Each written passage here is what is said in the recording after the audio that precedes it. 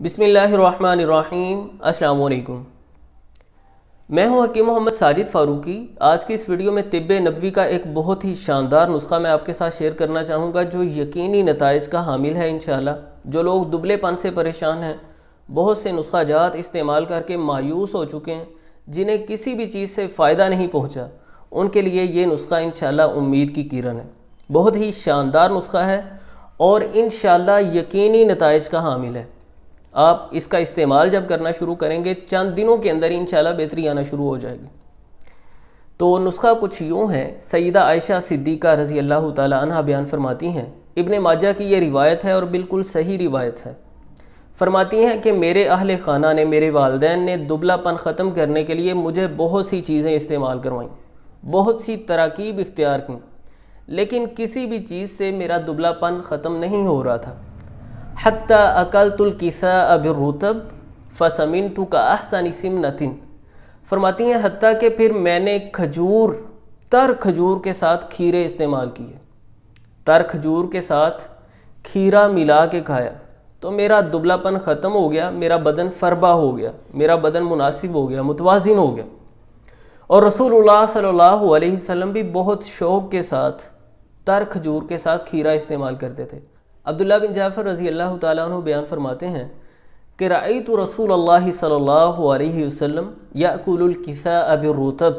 मैंने रसूलुल्लाह सल्लल्लाहु अलैहि वसल्लम को तर खजूर के साथ ककड़ी, खीरा खाते हुए देखा। ये सही मुस्लिम की रिवायत है।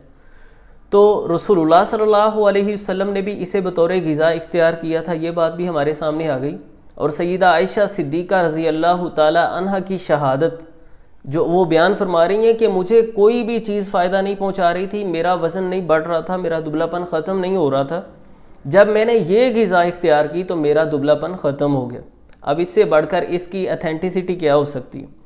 तो मैं आपको ये रेकमेंड करूँगा, अगर आपका वज़न नहीं बढ़ रहा, आप दुबलेपन से परेशान हैं, तो आप इस ग़िज़ा को इख्तियार करें। इसके लिए कोई, इसको तरतीब देने के लिए कोई साइंटिफिक रूल नहीं है।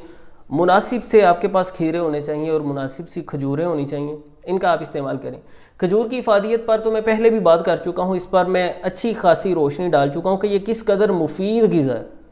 और खीरे को भी सुपर फूड के तौर पर जाना जाता है। ये टॉक्सिन्स का बदन से ख़ात्मा करता है, प्योरीफिकेशन करता है, ब्लड की प्योरीफिकेशन करता है, डाइजेस्टिव सिस्टम को बहुत बूस्ट अप कर देता है। इसकी ग़िज़ाई इफ़ादियत पर हम बात करें तो ये भी एक मुस्तकिल टॉपिक है कि खीरा किस कदर अहमियत का हामिल है।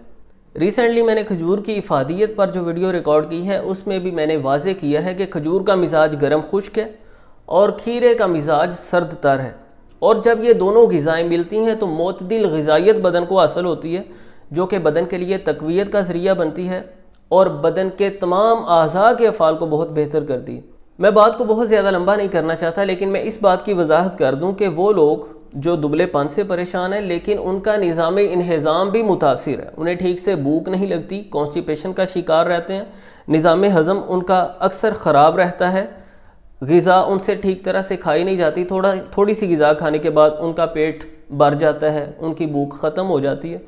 तो उनके लिए सिर्फ ये नुस्खा काफ़ी नहीं है, उन्हें साथ अपने निज़ाम इंहिज़ाम की भी इस्लाह करना होगी, डाइजेस्टिव सिस्टम को ठीक करना होगा, तभी वो अपना वज़न गेन कर पाएंगे। तो उम्मीद करता हूँ ये बातें आपके लिए फ़ायदेमंद साबित हों। इस वीडियो को दूसरों तक भी ज़रूर पहुँचाइए, ज़्यादा से ज़्यादा इसे शेयर कीजिए, तिब्बे नबवी की बरक़ात हर इंसान तक पहुँचाइए। चैनल पर नए हैं तो चैनल को सब्सक्राइब ज़रूर कीजिए। मिलते हैं नेक्स्ट वीडियो में। अल्लाह हाफ़िज़।